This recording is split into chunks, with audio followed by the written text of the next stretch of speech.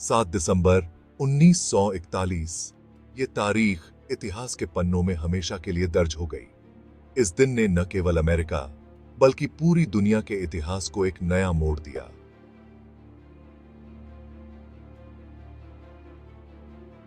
America और पूरी दुनिया के लिए बहुत कुछ बदल गया। लोग अपने दैनिक जीवन में व्यस्त थे जब अचानक एक खबर ने सबको हिलाकर रख दिया। हवाई के पर्ल हार्बर में रविवार की शांत सुबह जापानी लड़ाकू विमानों की गड़गड़ाहट से चीख पड़ी, जिसने वहां के निवासियों और सैनिकों को चौंका दिया, जिसने दूसरे विश्व युद्ध का रुख ही बदल दिया। इस हमले ने अमेरिका को सीधे युद्ध में खींच लिया। पर्ल हार्बर पर हुआ यह अचानक हमला अमेरिकी इतिहास की सबसे महत्वपूर्ण घटनाओं में से एक है, जिसने देश की सुरक्षा और सैन्य रणनीति पर गहरा प्रभाव डाला। एक ऐसा दिन जो आज भी हमें बहुत कुछ सोचने पर मजबूर करता है। यह दिन हमें याद दिलाता है कि शांति कितनी नाजुक हो सकती है। ओआहू द्वीप पर स्थित Pearl Harbor United states Pacific fleet का मुख्य अड्डा था। यह स्थान अमेरिकी नौसेना के लिए अत्यंत महत्वपूर्ण था। प्रशांत महासागर में अमेरिका की नौसेना की मौजूदगी के लिए यह बंदरगाह बहुत महत्वपूर्ण था। यह बंदरगाह अमेरिकी नौसेना की शक्ति और रणनीतिक महत्व का प्रतीक था। यह महत्वपूर्ण समुद्री मार्गों की सुरक्षा करता था और इस क्षेत्र में अमेरिकी शक्ति का प्रतीक था। यह स्थान अमेरिकी सैन्य रणनीति का एक महत्वपूर्ण हिस्सा था। अमेरिका से हजारों मील दूर होने के कारण यह जगह हमले के लिहाज से सुरक्षित लगती थी, या ऐसा ही माना जाता था। लेकिन यह सुरक्षा एक भ्रम साबित हुई, या ऐसा ही माना जाता था। इस भ्रम ने अमेरिकी सैन्य रणनीति में एक बड़ी खामी को उजागर किया। पर्ल हार्बर पर हमला अमेरिका और जापान के बीच वर्षों से चले आ रहे तनाव और कई घटनाओं का नतीजा था। यह तनाव धीरे धीरे बढ़ता गया और अंततः एक बड़े संघर्ष में बदल गया। एशिया में तेजी से उभरती सैन्य शक्ति जापान अपनी साम्राज्यवादी महत्वाकांक्षाओं को पूरा करना चाहता था। जापान की यह महत्वाकांक्षा उसे अमेरिका के साथ टकराव की ओर ले गई। वो पूर्वी एशिया और प्रशांत क्षेत्र के विशाल इलाकों पर अपना नियंत्रण और प्रभाव बढ़ाना चाहता था। जापान की यह नीति उसे अमेरिका के साथ सीधे संघर्ष में ले आई। हालांकि जापान के ये इरादे इस क्षेत्र में अमेरिका के हितों के खिलाफ थे और यहीं से टकराव की शुरुआत हुई। यह टकराव धीरे धीरे एक बड़े युद्ध में बदल गया और यहीं से टकराव की शुरुआत हुई। यह टकराव केवल सैन्य नहीं था, बल्कि राजनीतिक और आर्थिक भी था।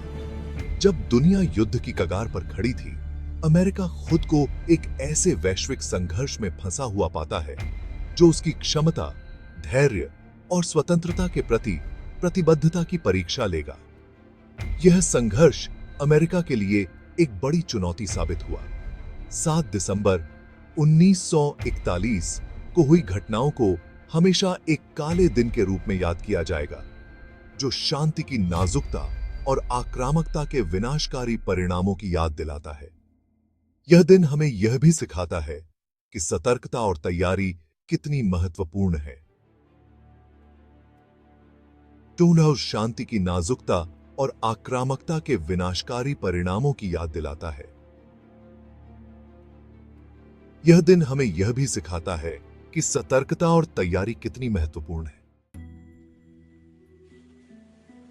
पर्ल हार्बर पर हुए हमले के पीछे के कारणों को समझने के लिए उस समय के भू राजनीतिक परिदृश्य को समझना बहुत जरूरी है। यह परिदृश्य जटिल और कई कारकों से प्रभावित था, जिसमें वैश्विक शक्तियों के बीच तनाव और संसाधनों की होड़ शामिल थी। 20वीं सदी की शुरुआत में जापान का तेजी से औद्योगिकरण और सैन्यीकरण हुआ, जिसने उसकी साम्राज्यवादी महत्वाकांक्षाओं को और बढ़ावा दिया। जापान ने अपनी सैन्य शक्ति को बढ़ाने के लिए बड़े पैमाने पर निवेश किया। और अपनी औद्योगिक क्षमताओं को भी मजबूत किया। इस विकास को बनाए रखने के लिए उसे कच्चे माल और संसाधनों की तलाश थी। जापान की अर्थव्यवस्था और सैन्य मशीनरी को चलाने के लिए इन संसाधनों की निरंतर आपूर्ति आवश्यक थी। जापान की नजर दक्षिण पूर्व एशिया पर थी, जो तेल, रबर और दूसरी महत्वपूर्ण वस्तुओं से भरपूर था। इन संसाधनों पर कब्जा करने से जापान को अपनी आर्थिक और सैन्य शक्ति को और बढ़ाने का अवसर मिल सकता था। इनमें से ज्यादातर पर यूरोपीय उपनिवेशों का कब्जा था। यूरोपीय शक्तियों के नियंत्रण में होने के कारण जापान को इन क्षेत्रों पर कब्जा करने के लिए सैन्य कार्रवाई की आवश्यकता थी। खुले व्यापार और लोकतंत्र का कट्टर समर्थक अमेरिका जापान की विस्तारवादी नीतियों को चिंता की नजर से देख रहा था। अमेरिका को डर था कि जापान का विस्तार प्रशांत क्षेत्र में उसकी आर्थिक और सामरिक स्थिति को कमजोर कर सकता है। प्रशांत क्षेत्र में अमेरिका के आर्थिक हित और अंतरराष्ट्रीय कानून को बनाए रखने की उसकी प्रतिबद्धता उसे जापान की आक्रामक महत्वाकांक्षाओं के विरुद्ध खड़ा करती थी। अमेरिका ने अपने हितों की रक्षा के लिए कई कदम उठाए, जिसमें सैन्य उपस्थिति बढ़ाना और कूटनीतिक प्रयास शामिल थे। जैसे जैसे जापान ने मंचूरिया और चीन में अपनी सैन्य पहुंच बढ़ाई, अमेरिका ने आर्थिक प्रतिबंध और कूटनीतिक दबाव के जरिए इसका जवाब दिया, ताकि जापान की आक्रामकता को रोका जा सके। इन प्रतिबंधों का उद्देश्य जापान को उसकी नीतियों पर पुनर्विचार करने के लिए मजबूर करना था। जापान की गतिविधियों से बेहद परेशान रूजवेल्ट प्रशासन ने 1941 में जापान पर तेल प्रतिबंध लगा दिया, जिससे जापानी युद्ध मशीन को एक महत्वपूर्ण संसाधन से वंचित कर दिया गया।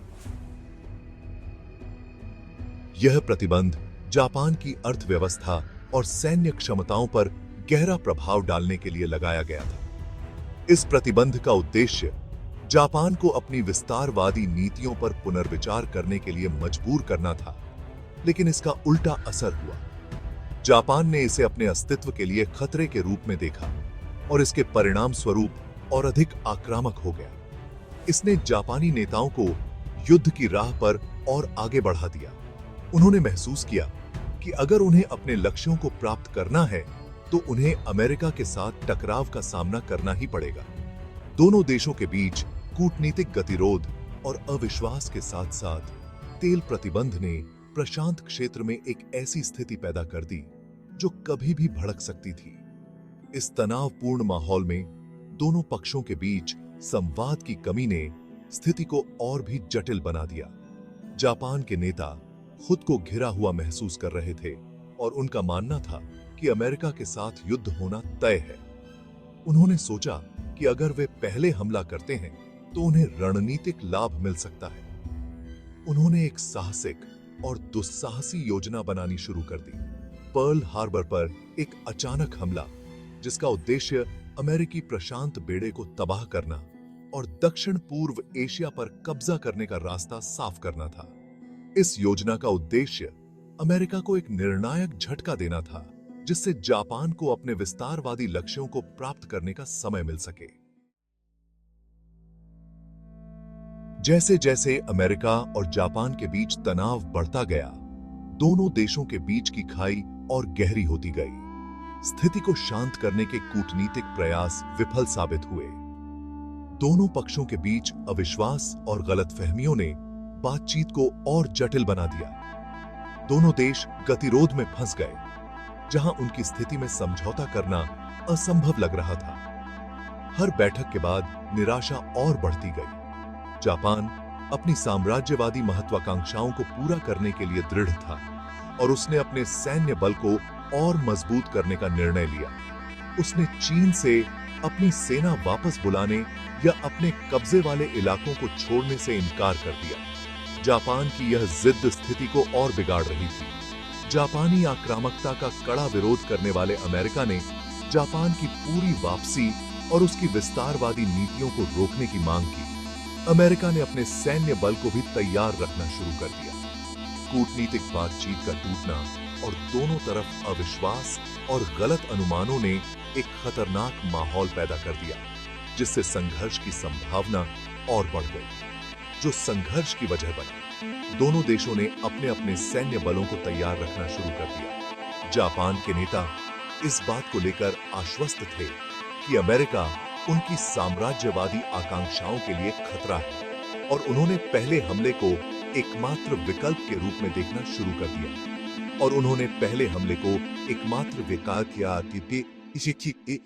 विकल्प के रूप में देखना शुरू कर दिया। जापान ने अपने हमले की योजना को अंतिम रूप देना शुरू कर दिया। उनका मानना था कि पर्ल हार्बर में अमेरिकी प्रशांत बेड़े पर एक निर्णायक हमला प्रशांत क्षेत्र में अमेरिकी नौसैनिक शक्ति को कमजोर कर देगा, जिससे युद्ध के समय जापान को बढ़त मिलेगी।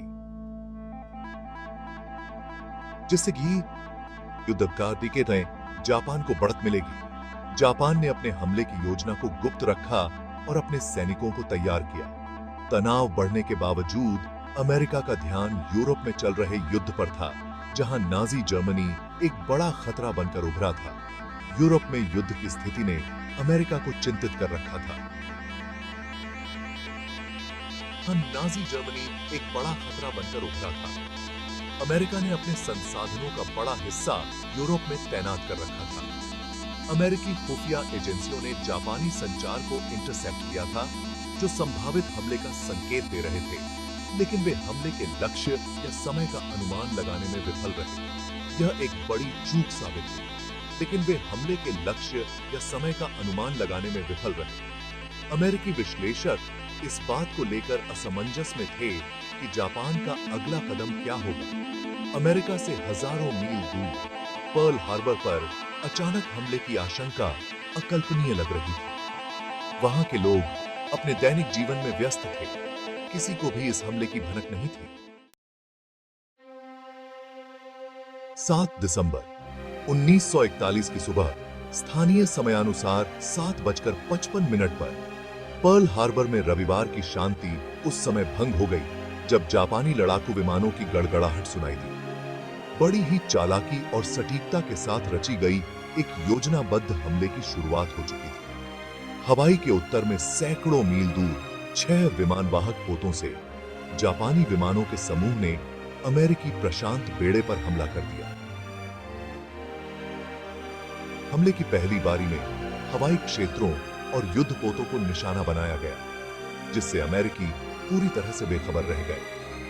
टॉर्पीडो बॉम्बर, डाइव बॉम्बर और लड़ाकू विमानों ने बंदरगाह पर कहर बरपाया, जिसमें प्रमुख प्रतिष्ठानों और युद्धपोतों को निशाना बनाया गया।